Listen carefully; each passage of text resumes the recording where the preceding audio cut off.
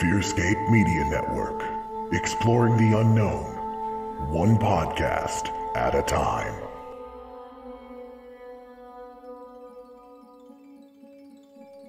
Good evening, dear friends. I am your headmister, Stefan Gearhart. And I am your co-mister, the man with no name, Lance Wayne. And we are the Misters of the Dark. Join us as we discuss everything from horror books, films, and even pretty princesses. Join us every other Tuesday in our dilapidated mansion. You never know what's going to happen next. Only on the FearScape Media Network. That's a good laugh.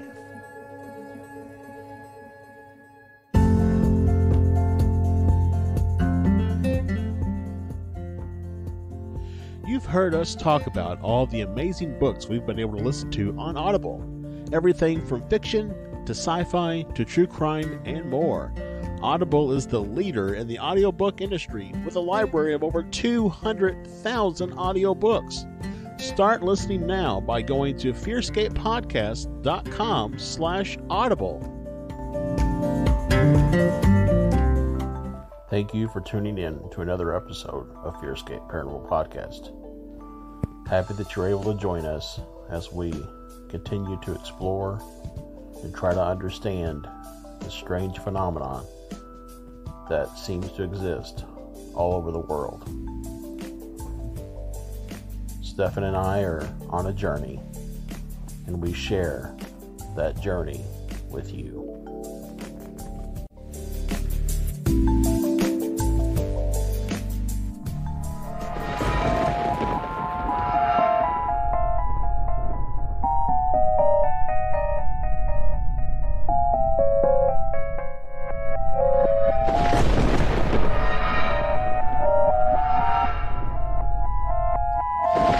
Welcome back, ladies and gentlemen, to another fantastically frightening and fun-filled episode of FearScape Paranormal Podcast here on the FearScape Media Network. I am your host, Stefan Gearhart, and I am joined, as always, by the man with the plan who happens to have two left hands, Mr. Josh Rutledge. How are you, sir?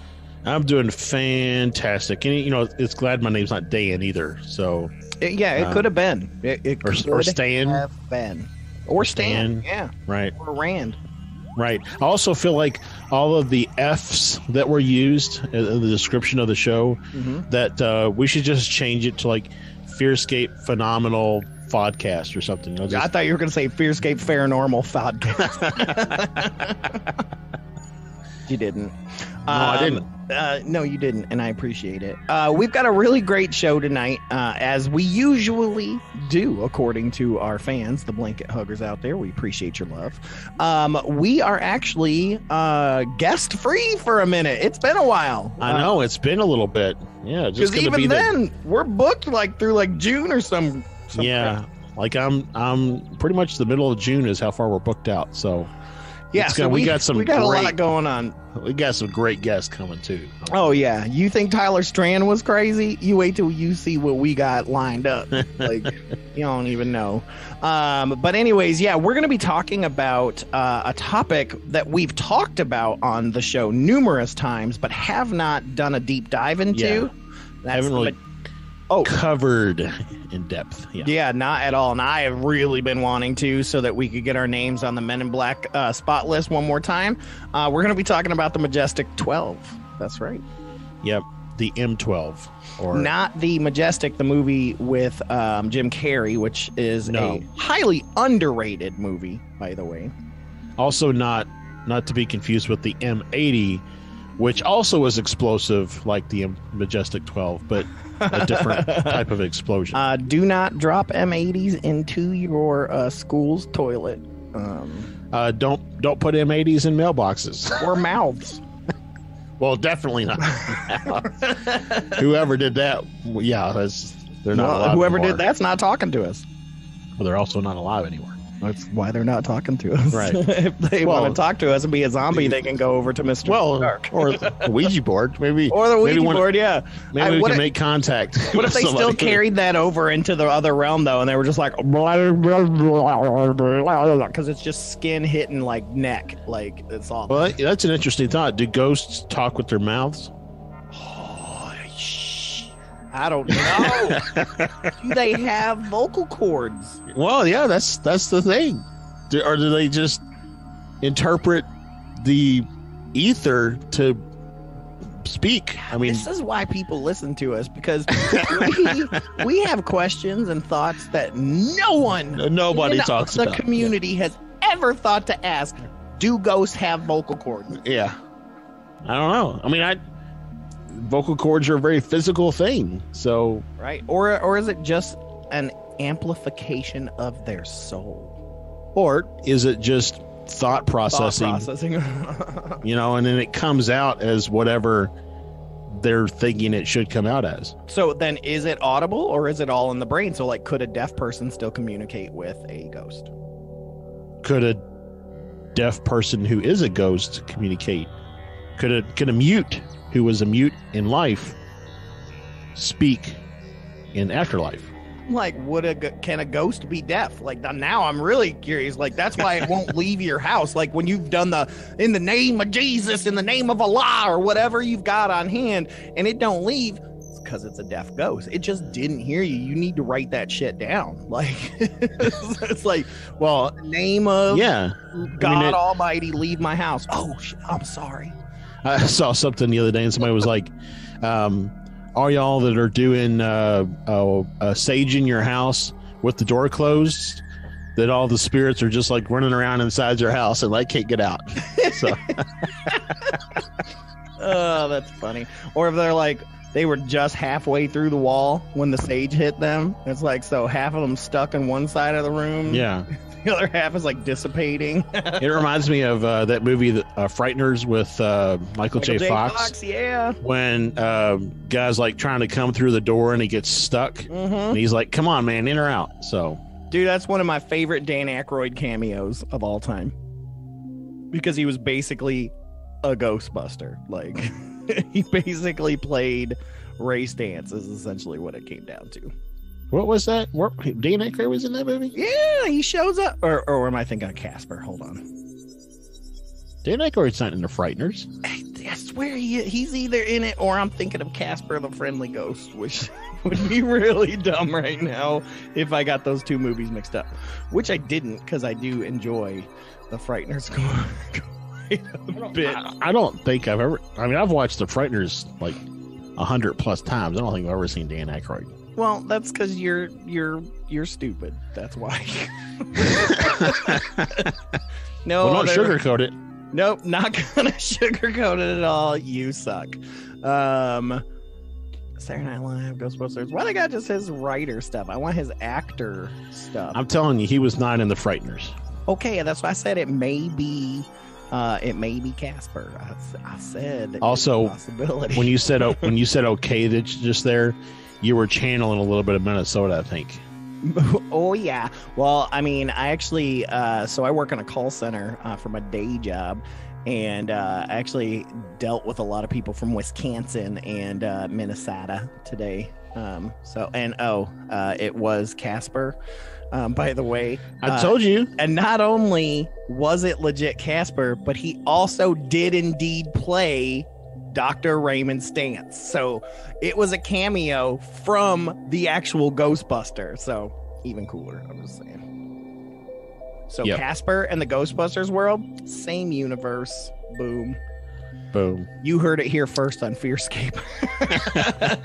So we went from do ghosts have vocal cords to Dan Aykroyd was in Casper and Ghostbusters are in the same universe. In the same universe, not Frighteners, and I apologize. I will never live that down. But anyways, I want to get moving on so we can get to the Majestic 12 by getting to our first segment of the week as usual, the Psychic Word of the Week. And now, the Psychic Word of the Week. All right, psychic word of the week, as usual, comes from the Encyclopedic Psychic Dictionary from June G. Bletzer, Ph.D.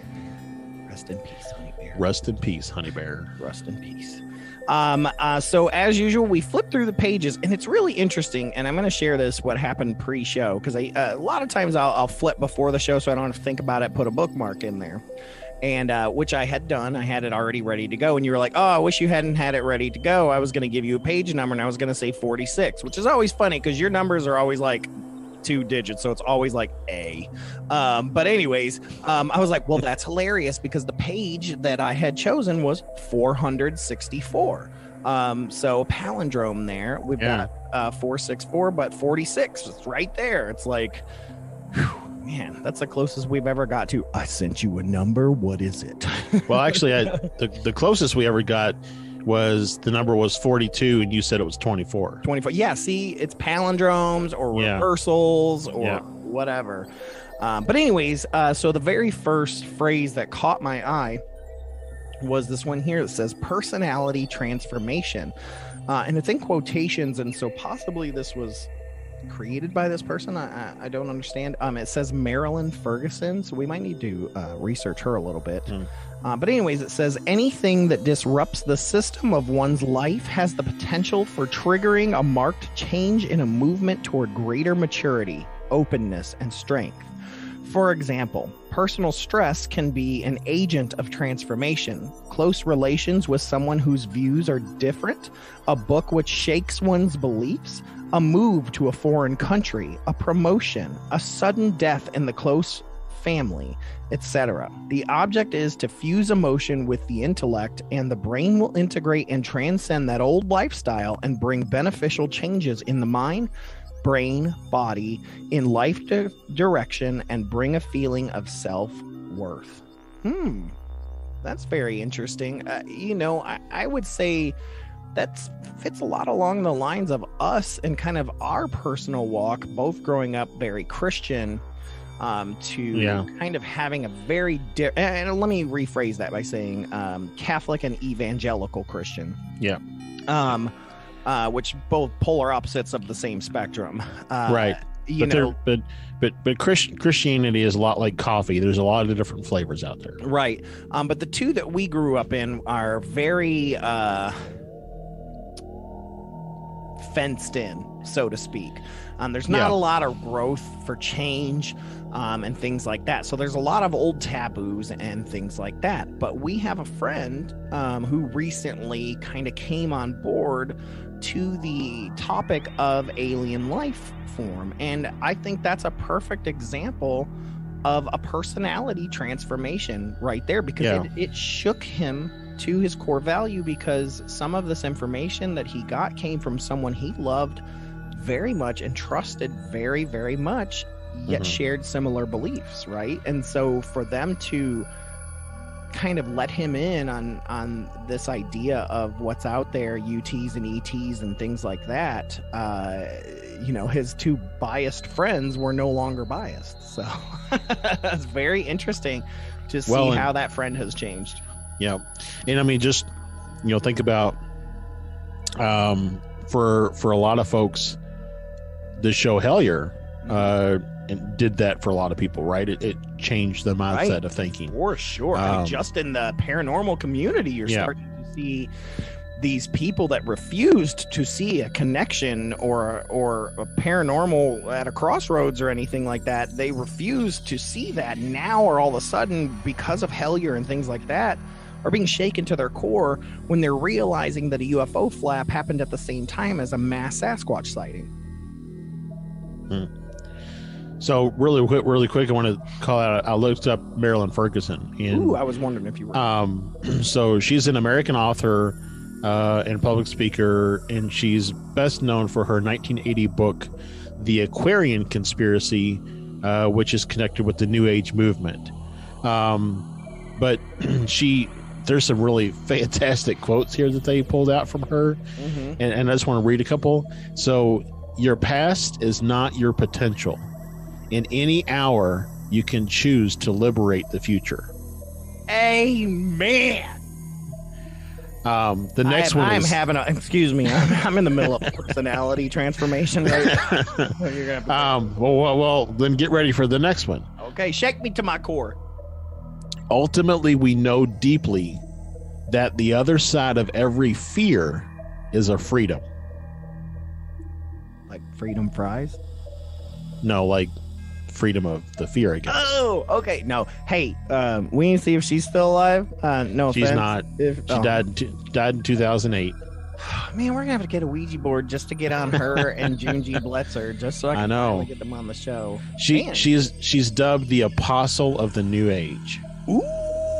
Ooh, that's a nice little moniker to have there. Yeah. I'm not mad at that at all. Very. So, very like, good. I might have to see if I can, if the Aquarian Conspiracy is on, like, Audible or something. Mm-hmm. So, speaking of which, Tyler Strand recommended The Philosopher's Stone by Peter Marshall last week. I found a copy of it on thriftbooks.com. It came in today, and it's a fat book. I didn't realize it was going to be that fat. It's a big old thick book. Does the first line say it was the best of times? It was the worst no, but it's definitely a big book, and whatever copy I've got is either Canadian or British, because there's no monetary value on the back besides British money and Canadian money. So very, very cool. Anyways, let's move on. Let's move on. All right. Well, let's move on. It's very different this week. We're going to move on to a little bit of spooky news. I know we haven't had that in a minute besides the creepy ketchup we had, but we've got two pretty cool stories. And so let's go ahead and get into a little bit of spooky news.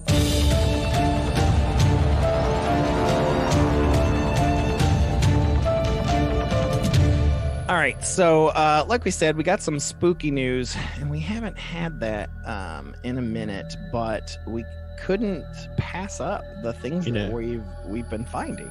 In a New York minute, yeah. In a New York minute, ooh. Things will change. Things will change.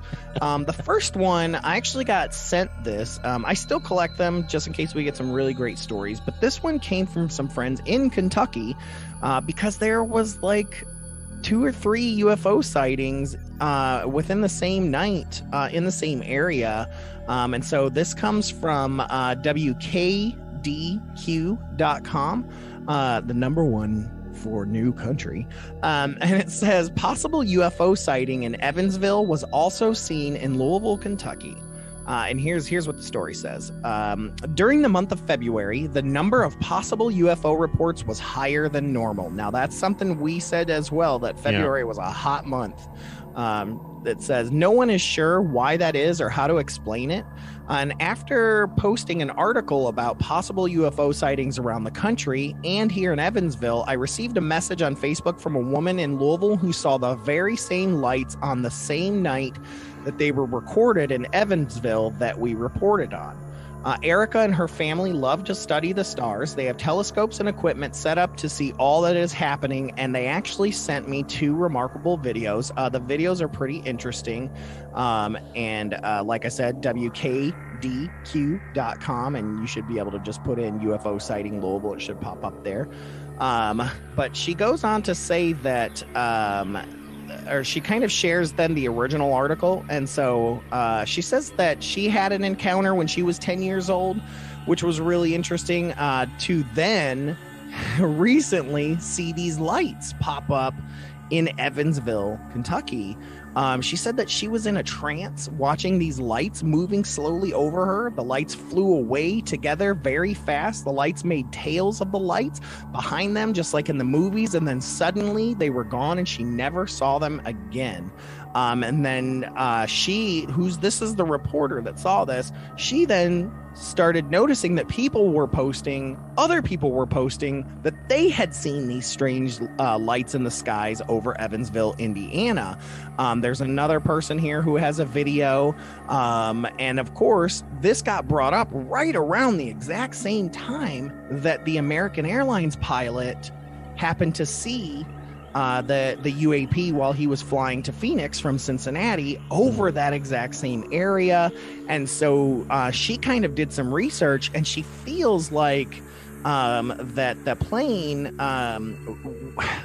if she had done the trajectory right, that around the time everyone was seeing those lights, The plane probably would have been nearby, so she wonders if in fact the UAP followed that plane and the pilot just didn't see it until he got over New Mexico.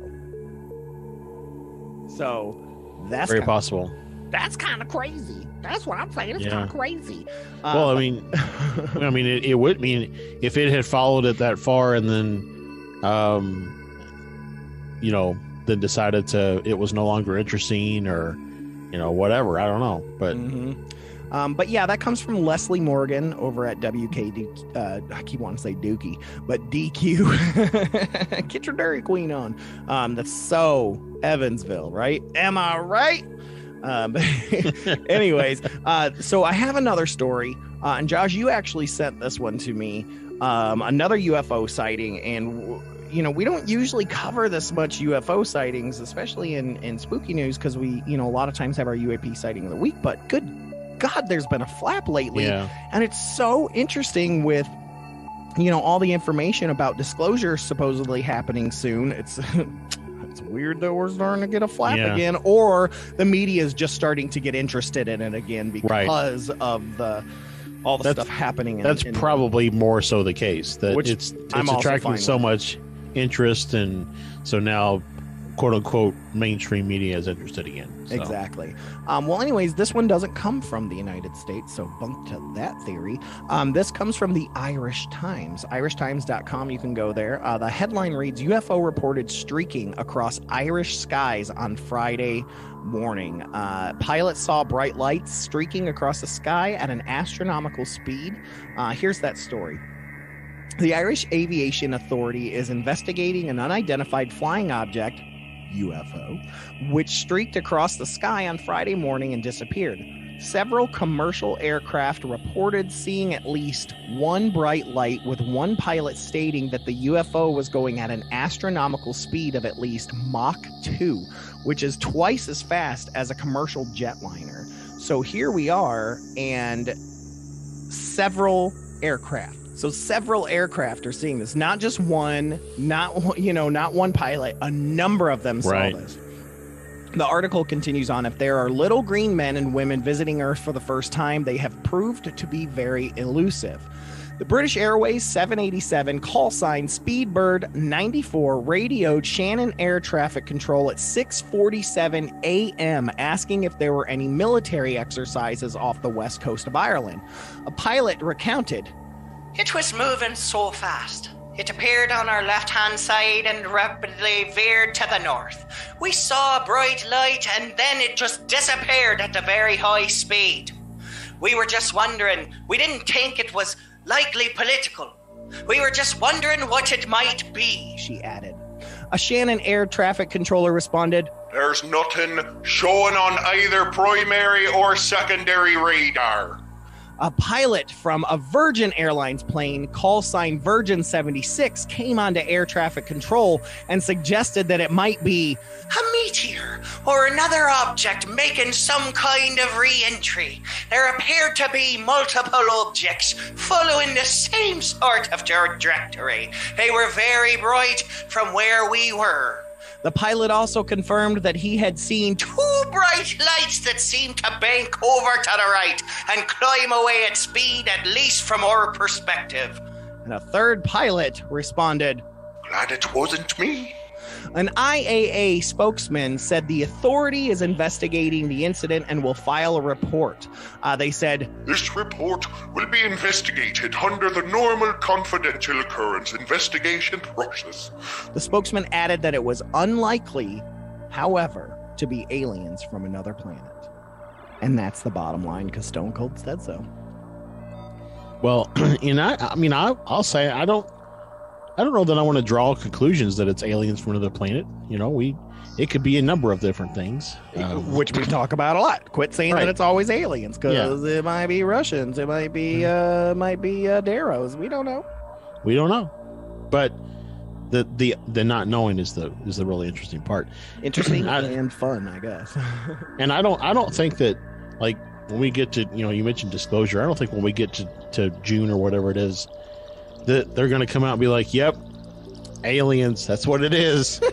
You guys, the guy with the crazy hair on the History Channel, he's been right all this time. They're just going to go, yep, we still don't know what it is, but there's some unidentified stuff out there. Either one or two things is going to happen. Either they're going to come out and say, you know what, some of these things are ours. Let's unveil them. They're now craft for our space program, Space Force. Yeah. Or and then some of them we don't know what they are, and then blah blah blah. So I mean, it is very interesting timing that Space Force is out now that we're looking closer to disclosure.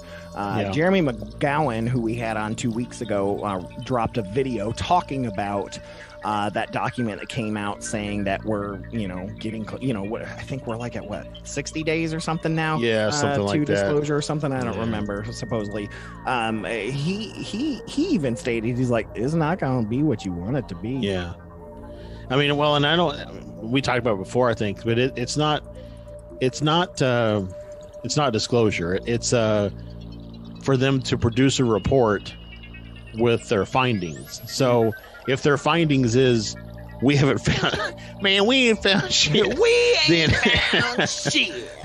Hashtag Spaceballs. Then then that's the report, but we don't get anything from it. And what I worry about is that it's going to end up being like it was the Brookings report.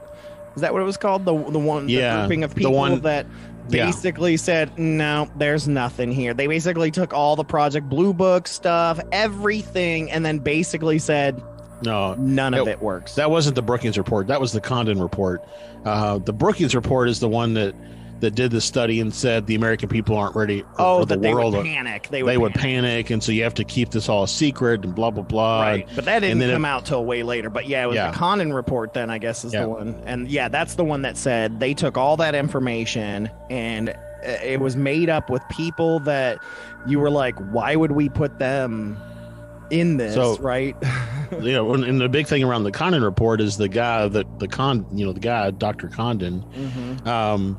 He did a press conference before the report was released and said, I think this is all a bunch of bogus bullshit or whatever.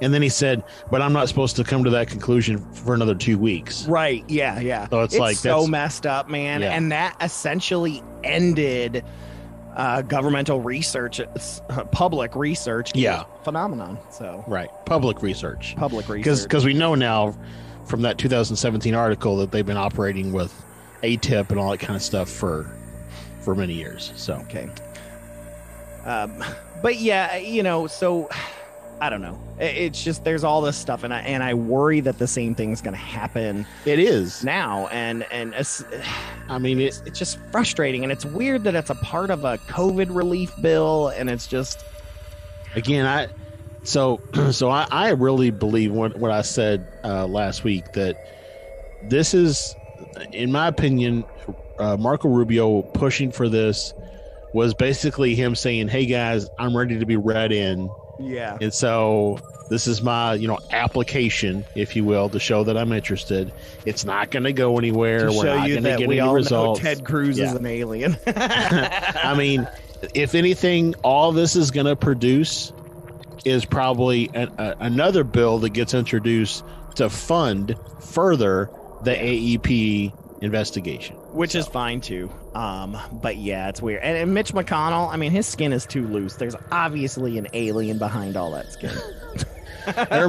Do you remember in high school when my brother Jed would pull the skin away from his? We convinced my brother Stuart that you and my brother Jed were aliens, and I feel like I remember that. And you were like, we're from the planet Nimnock, which happens to be remember now. con men spelled backwards. Yep. So, yeah.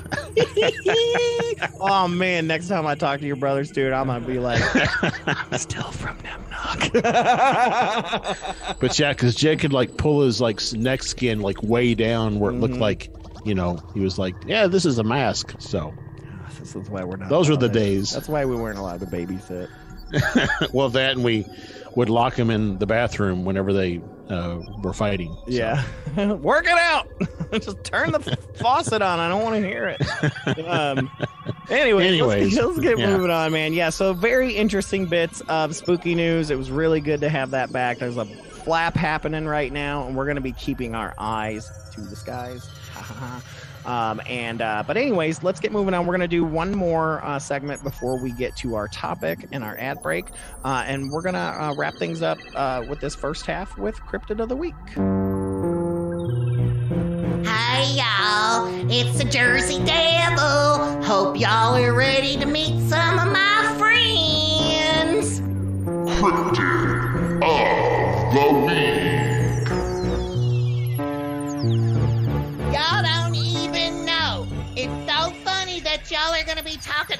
You can't give it away yet. Okay, I'm going to sit patiently with my hooves. Okay, so Cryptid of the Week. Jersey Devil super excited. Okay. Does Jersey Devil sit like a dog, where like it haunches its rear legs and sits with the front legs? Well, it just depends if he's recently ate or not, and I'm not going to get into details. Shared custody needs to happen. Well, maybe he can come back with me when I come out there. So. Oh, that would be great. You know what? I don't like you.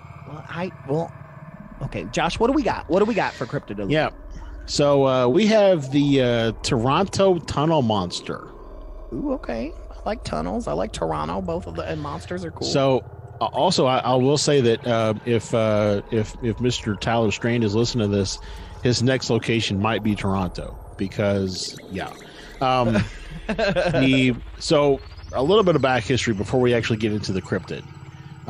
Toronto, the whole area of Toronto used to be just like a bunch of creeks and tributaries and all this kind of like it's one of the most watery areas. Like it's just filled with different types of creeks and tributaries and all this kind of stuff that feed down. And when they started building the city, they decided to bury basically the waterways and build the city over top of them.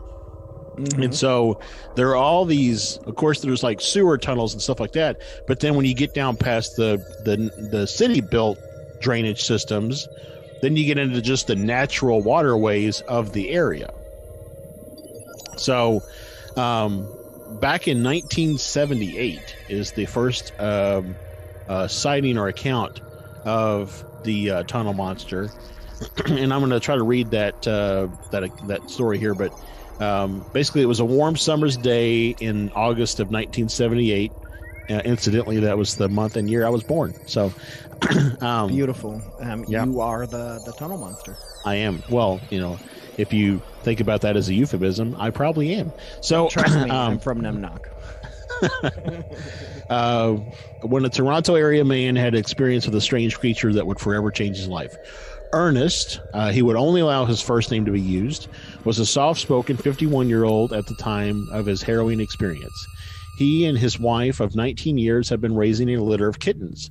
One of the kittens apparently disappeared, and Ernest decided to search for it. In the vicinity of their Parliament Street apartment, close by, he stumbled upon an opening to a dark cave and crawled approximately 10 feet inwards. This is where he said, "I saw a living nightmare that I'll never forget."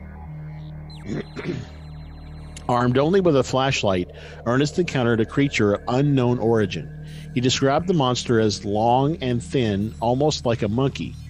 3 foot long, large teeth, weighted maybe 30 pounds with slate gray fur. However... So, hold on. 3 feet, like fur, gray looking? Yep. Sounds like a goblin. It says, however, its eyes were what truly stood out. They were orangish red and slanted.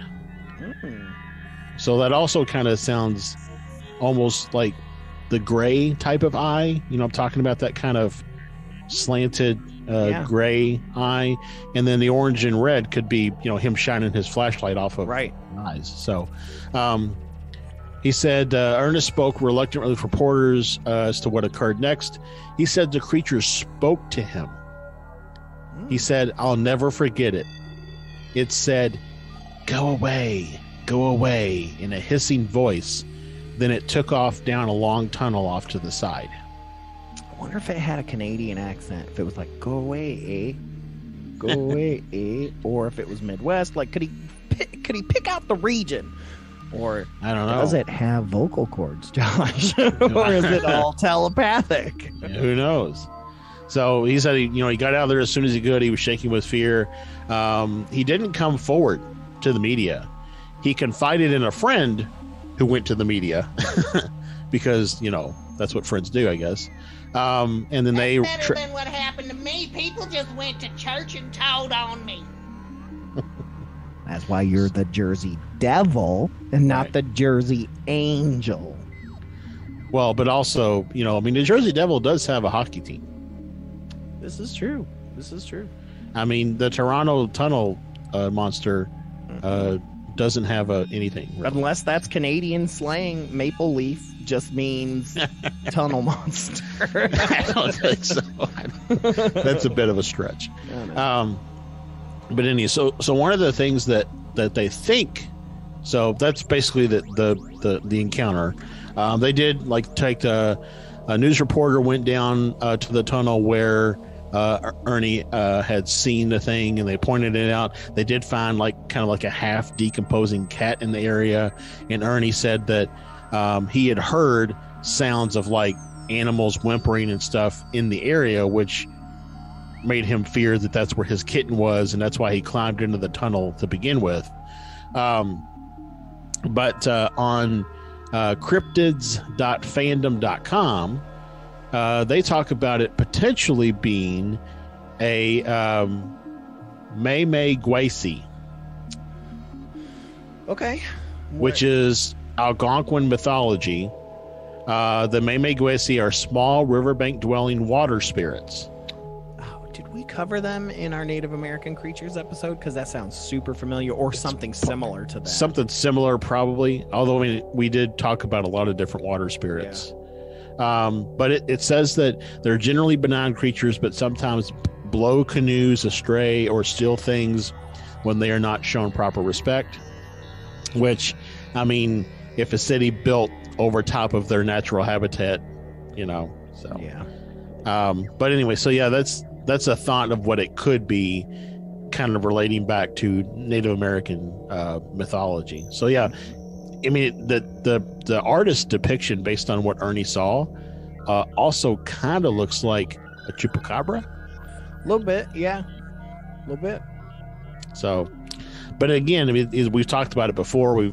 I can't remember who all we've talked about it with. I think Ken Gerhard was probably the first one we talked about it with, but all of these different names of things could all be the same thing. They just have different names in different regions. I've actually heard a lot of whenever you look up the Poplick monster, there tends to always be some sort of reference to the tunnel monster of Toronto, aka the Cabbage Town tunnel monster. Oh, you mentioned it, cabbage. That's what I was gonna say. Is that it's tricky that y'all did that, because we know that in a week it's St. Patty's Day, so corned beef and cabbage, I get why you guys do it. No. Please take him. I'll take him back to New Jersey. He's not allowed. But one of the things that I will say that this is also sounds a lot like you called out the goblin, but also those monkey cats that you all used to talk about. Yeah, that we saw in Kentucky. Yeah, Santosh and I.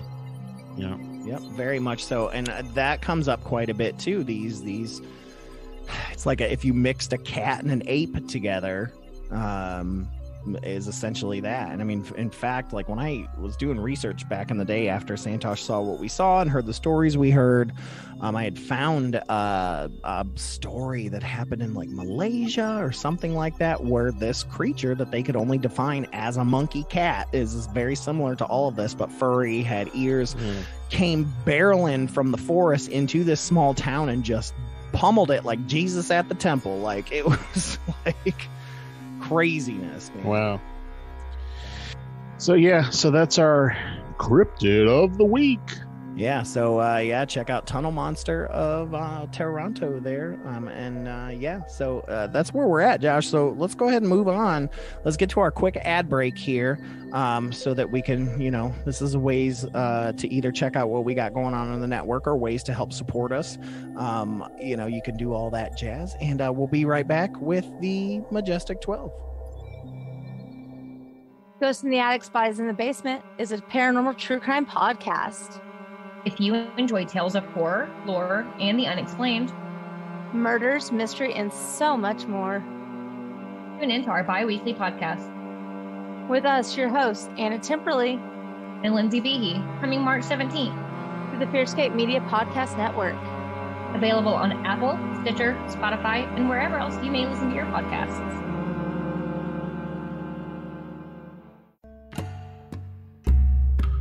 From FearScape Media, Peer Beyond the Veil is coming back for a new season this March. We're talking government-sponsored mind control, walking on the edge with DMT, wild occultism and deep parapsychology, along with our signature blend of extraterrestrialism, supernaturalism, and cryptid chasing. Bringing you a brand new roster of fascinating guests, each with their own stories and theories on the wild and the wonderful. Peer Beyond the Veil. Find us wherever there's darkness.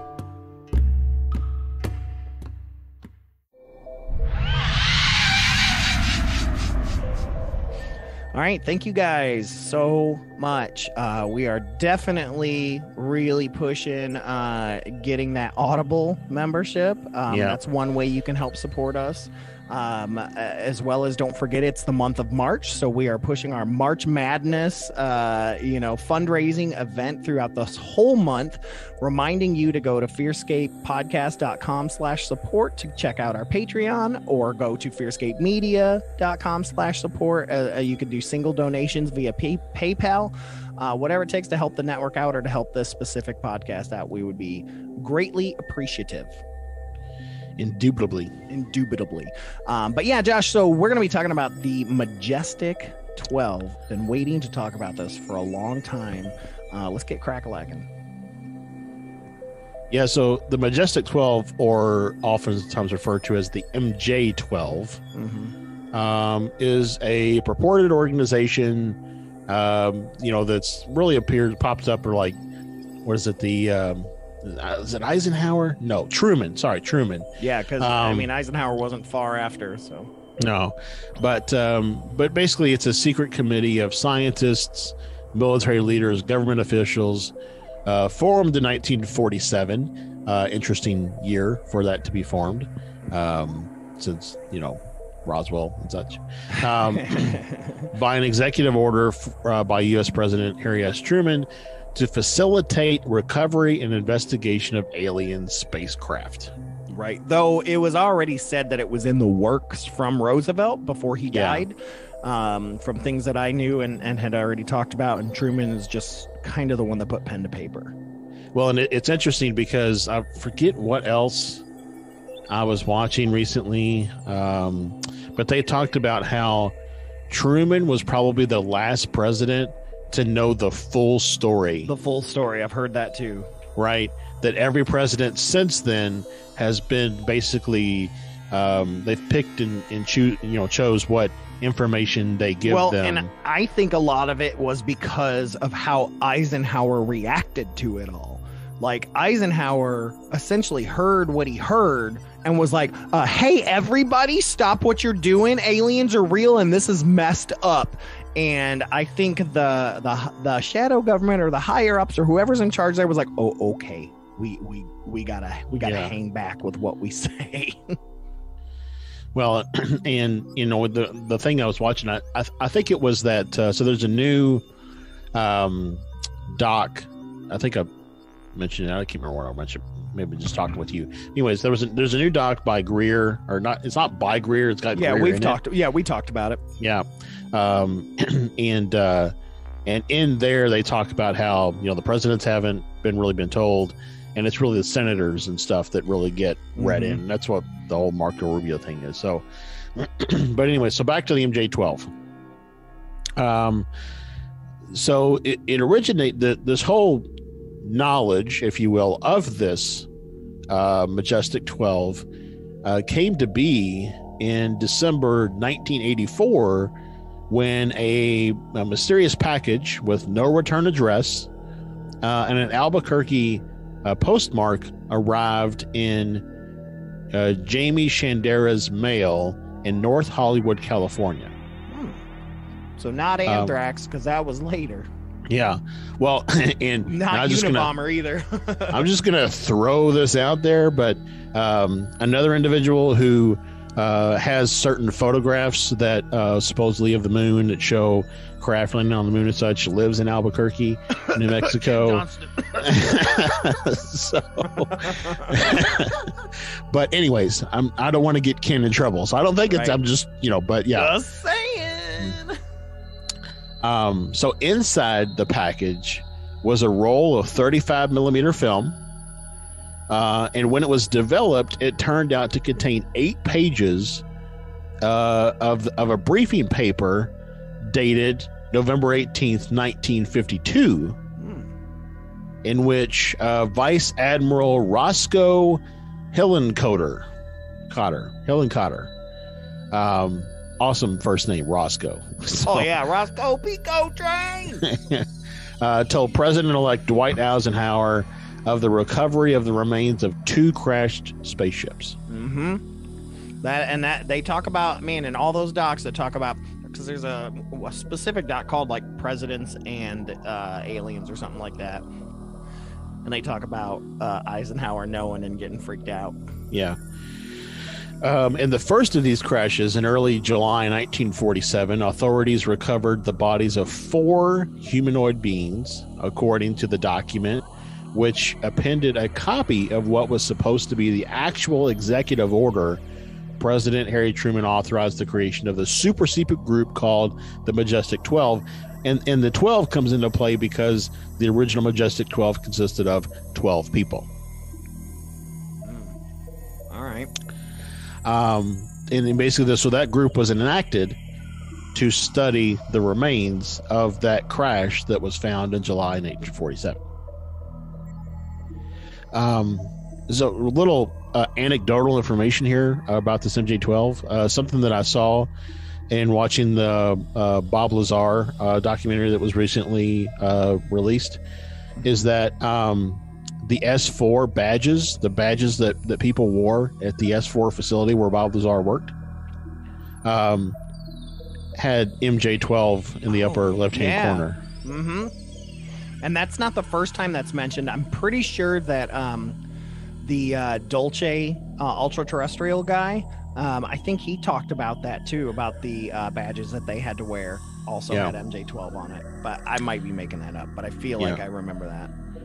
So, so acting on a tip from sources who claimed to represent Air Force intelligence, Shandera and his associate William Moore, the co-author of the Roswell incident, flew to Washington, D.C. So they searched the National Archives looking for references and official documents to MJ-12, and they found a July 1954 memo from General Robert Cutler, an Eisenhower assistant, referring to an MJ-12 SSP, which stands for a Special Studies Project, to be held at the White House on the 16th of that month. So when the document was released in May 1987, it sparked massive controversy. Oh yeah. And the document, so the information that I found said most people consider the document to be a hoax. But the identity and motive of the perpetrator remain unknown. So it's basically like saying, in my opinion, it's like saying, I can't fathom this, so it must be a hoax. Right. Well, it's interesting because, and I'm sorry if you were going to talk about this, but if you go to the FBI's website, you can pull up a lot of documents, and that document is there along with the documents from the FBI looking into this. And it's weird how much redacted information there is. Yeah. Yet if it's a bogus piece of nothing, why is there so much redacted information? I mean, full paragraphs full of stuff. Right. Yep. And what's interesting is I read through that FBI report, and the FBI report basically says we can't find any corroborating evidence to support this. Right. But I think that's where it's interesting that they went to, the National Archives and found that memo specifically calling out MJ12 SSP. Yeah. Which means that that's corroborating evidence, right? Yeah. So, it really makes you wonder how much the FBI really looks into this stuff. Well, and even then, I mean, why would they? Here's the point. If it's a secret organization, it's probably kept secret from the FBI as well. Yeah. If we assume it's like that, right? So, no, you're not going to find the information, or you would have found it already, or you're already in on it. It's one of two there. So, I don't know. When it comes to secret stuff, that's the problem with it. Is this, unless somehow down the road, like MK Ultra, they come clean about it, it's like we'll never really know. Yeah. Because it's kept a secret, and just somebody happened to stumble upon it. Like same thing with the Montauk Project. I wonder if like the Black Vault folks have even tried to do a Freedom of Information for this. I guarantee it. I guarantee not just them, but a ton of other folks have tried to. It's interesting that we have this Freedom of Information Act, yet there's no freedom for that information. Like the government can still pick and choose what they release. It reminds me, I've never heard anything about my FOA. I don't think I told you. Did I tell you that I submitted one? Yeah. For to the USGS for all and any related strange, weird.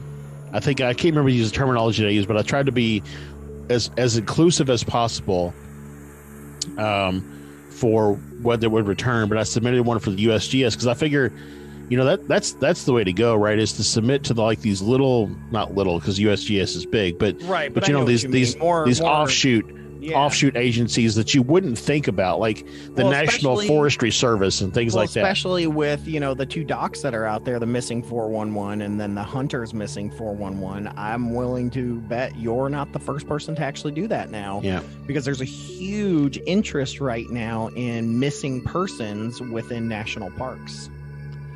So, but think about those little offshoot, if you will, agencies of the government that still fall underneath the purview of a FOA, but maybe people don't think to inquire. Right. It's like, I wonder if the ATF, the Alcohol, Tobacco, and Firearms Agency, firearms are in there. So would that consider alien technology? Could they have been called at some point for some sort of strange weapons they might have found? I mean, that's something to think about, just explosives or anything. Explosives, just like I'm saying. So yeah, it's like sometimes it's good to think outside the box for these FOA reports, and you might be surprised what you find. Yeah. So basically in the spring of 1987, an unknown individual allegedly associated with an intelligence agency gave British writer Timothy Good a copy of the MJ12 document.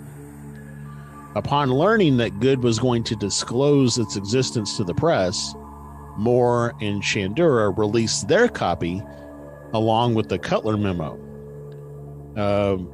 Result was just this massive uproar. Right. The New York Times covered it. Nightline covered it, the FBI investigation, and it's really still a topic of discussion to this day. There is not as many docs released around the Majestic 12 that there are just in UFOs and generals and things like that. But I have been able to find a couple of things out there that do talk about MJ12. So interesting. But for various technical reasons, most investigators agree that the MJ12 document is a forgery. But to your point, if it's a forgery, why is so much of it redacted? Yeah. It just blows my mind. Just blows my mind. So, it's just... So I've got some more kind of anecdotal information here. So Chandera and his ufologist colleagues, Stanton T. Friedman, which I'm pretty sure I've seen that guy on like a couple of shows on Gaia and stuff. Oh yeah, he's written a number of books as well. And wow, man, Bill Moore. Didn't you just message me about a Bill Moore guy? No, it was Bill something else. Okay. Bill Cooper? Okay. I was like, man, that'd be coincidental, I guess. Yeah, Bill Cooper. That's who I was talking about. Say that they later received a series of anonymous messages that led them to find what was called the Cutler Twining Memo in 1985 while searching declassified files in the National Archives. So that's that memo that we spoke of earlier. Mm-hmm. And so containing a reference to the Majestic 12. That memo is wildly hailed as being a forgery. But I mean, how many like, this is ridiculous. Like, how much proof needs to be provided before people stop saying it's a hoax? I don't know. And then who gets to decide whether or not it's a forgery? I mean, that's a thing that they talk a lot about, especially, we've had 2 impeachments with Donald Trump. And so one of the things, excuse me, that they talked about a lot was, should we have independent agencies that belong to neither party looking into things? And that's a civilian agency. And these are things too that why do we not have civilian agencies that are able to get access to these that are not associates to the government to kind of do a double check too, to show us whether or not they're legit forgeries? I mean, I feel like at this point in time, this Cutler Twining memo, or Twining, I'm not sure how the last name is pronounced, enough detail is given on this that you could probably submit a FOA for this specific memo. Mm-hmm. And then if you got an official document back on that FOA which supports the memo existence, then to me that brings higher credibility to the overall Majestic 12 documentation. Right. So this claiming to be connected to the United States Air Force Special Investigations, a man named Richard Doty told filmmaker Linda Moulton Howe, which, she's really big around the whole cattle mutilation thing. Mm-hmm. And she's been she was on every show. Yeah, UFOs for a long time. And on the Skinwalker Ranch one in history, she was on there. But told filmmaker Linda Moulton Howe that the MJ-12 story was true and showed how unspecified documents purporting to prove the existence of small, gray, humanoid aliens originating from the Zeta Reticuli star system.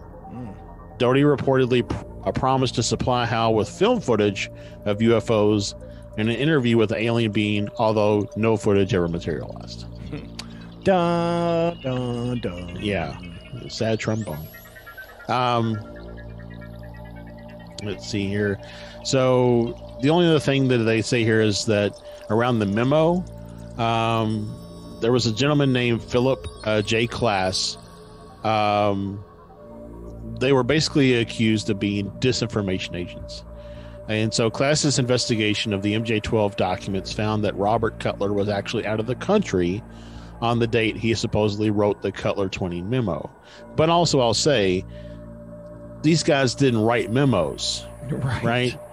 They're I'm going to use a term that's not really acceptable anymore, but at the time, that's what it was. Their secretary, right, would have written the memo.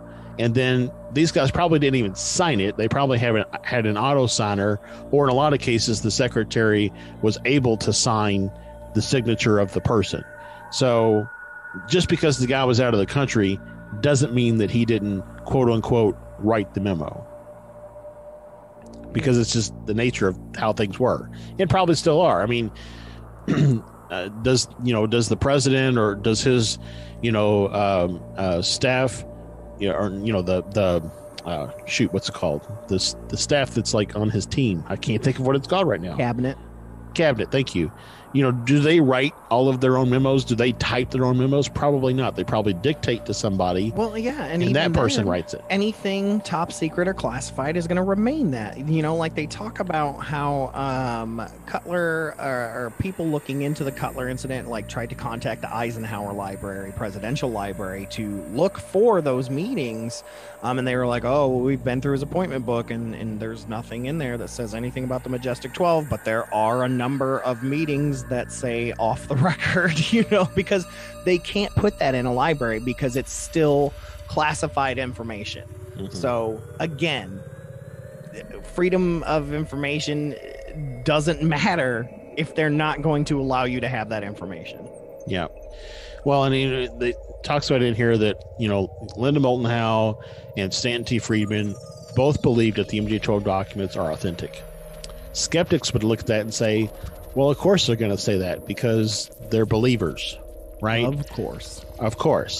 So there is a skeptic quoted that I could find, and that was Brian Dunning.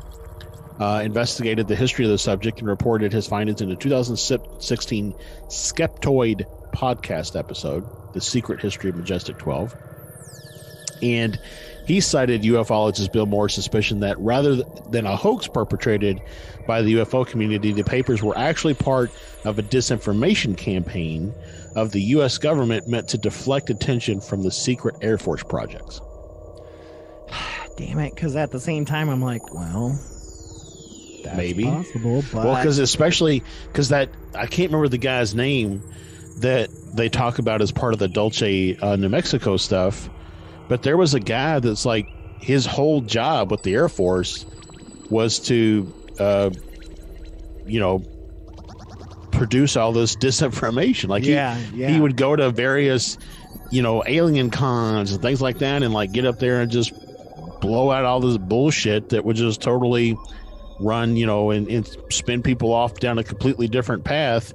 Away from whatever the truth was. Then what's the best way to lie to people? It's by telling the truth. Yeah. Or parts using of the truth. Parts of the truth. Yeah. Right. So it's like, so there may be some real truth to all of this used in a way to create disinformation or distraction from what's legit going on. So yeah, if you want to look at these Majestic 12 documents, I was able to find them. They're at ufocasebook.com/documents. And you can go through and look at, there's scanned copies, obviously. Yeah, this is a great website, by the way. I've used it quite a bit. So, but I mean, again, I just have to say what you said. If it's so much of it is false, why does the FBI report have so much of it redacted? Why? Yeah, why is it redacted? So, I don't know. But anyways, that pretty much is the extent of what I could find on the Majestic 12, which also adds to the intrigue, right? Because there's just not a lot of information out there about it other than the original documents that were produced in 1947 and were provided in 1984. But since then, no additional documentation has come out to support it. And again, to your point, if they really want to keep it secret, then they're doing things to keep it secret. So, and that's why a faux or whatever will never produce the result. Right. And I don't know. I mean, I find it interesting though. I mean, it's like the 12 that were considered the first.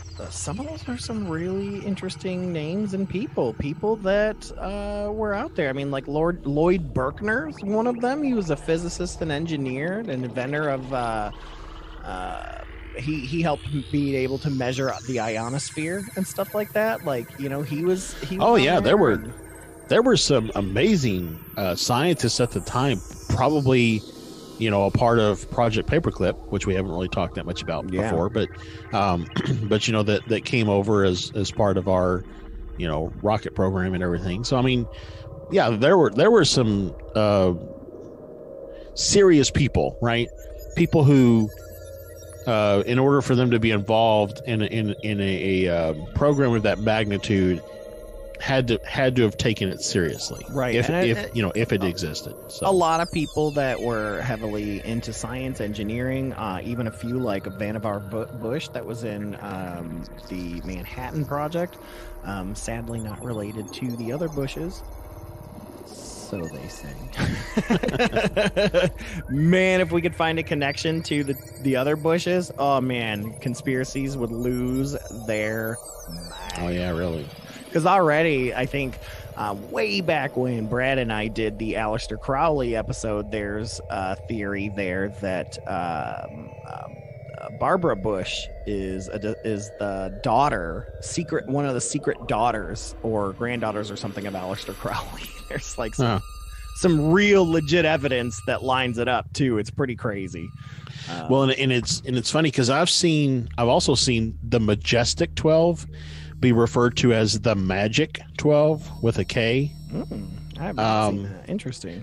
And in the original documentation, they actually call it the Magic 12 with a C. But at the time that it was created, they may not have.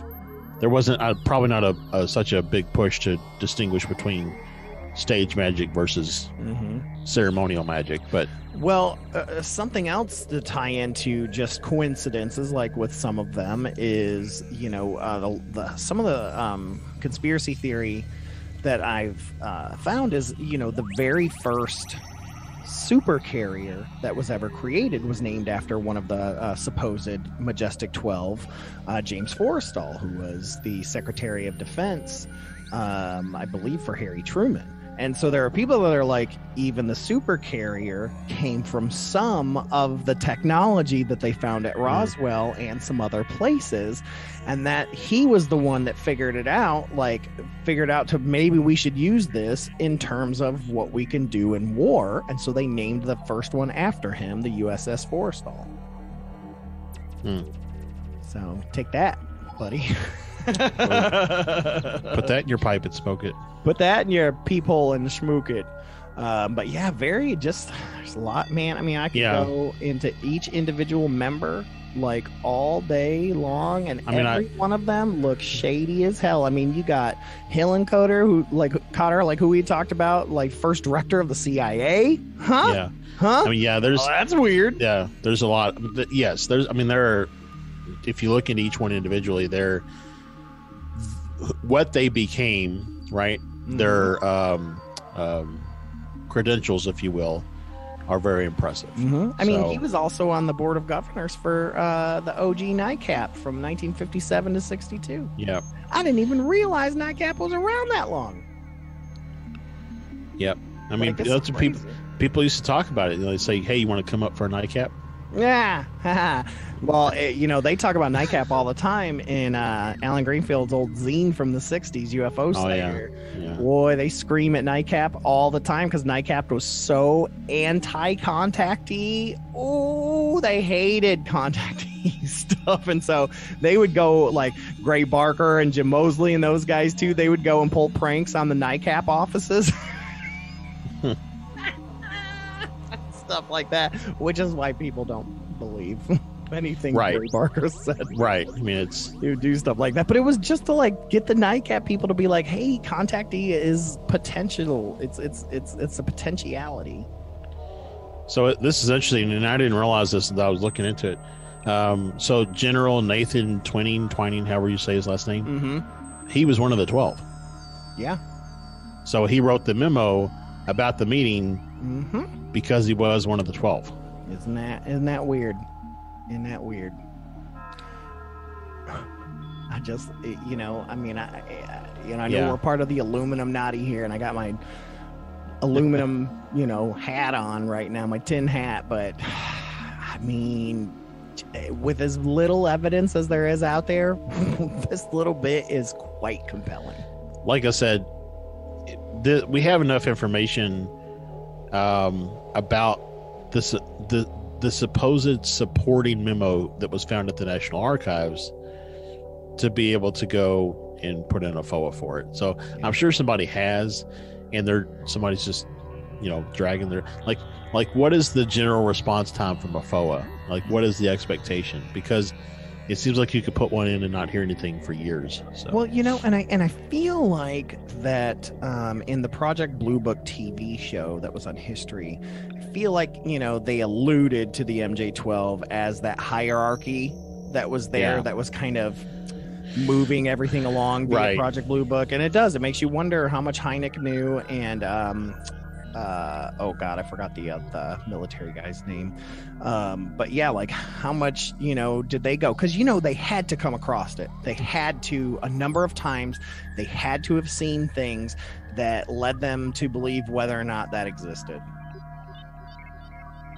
So I don't know, but very interesting, Josh. I appreciate you legwork here. There's just I'll say this, anybody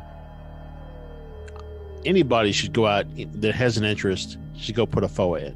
It costs nothing, other than it puts your name on a list somewhere that you put it in for Freedom of Information Act in. But I mean, what does it hurt?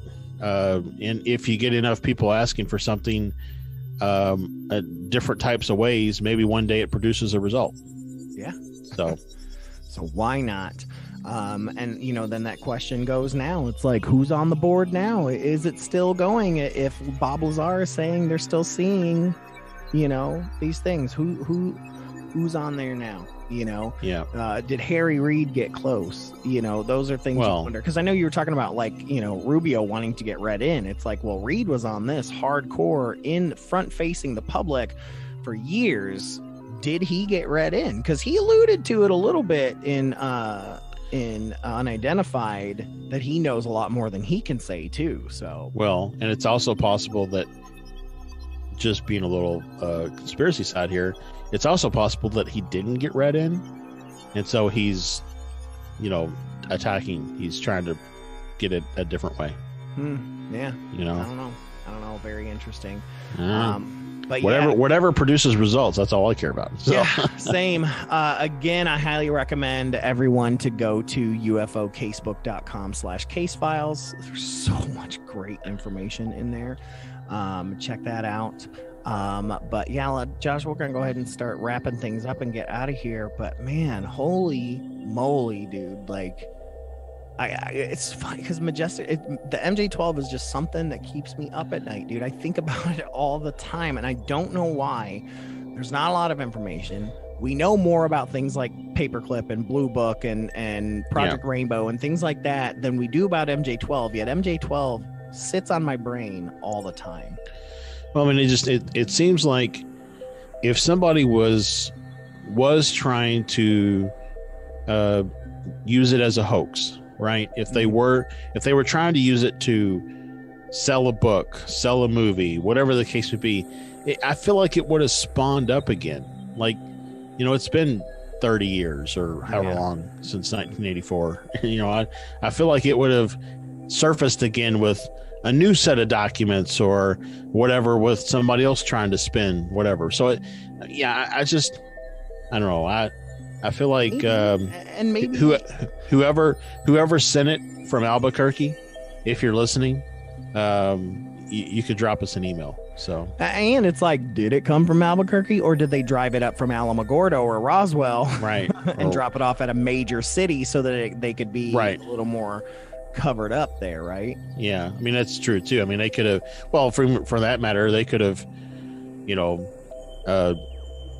been there on business, dropped it in the mail, and then got on an airplane and flew anywhere. So, right. I don't know. Very interesting. But yeah, like I said, let's get moving on. Let's get out of here.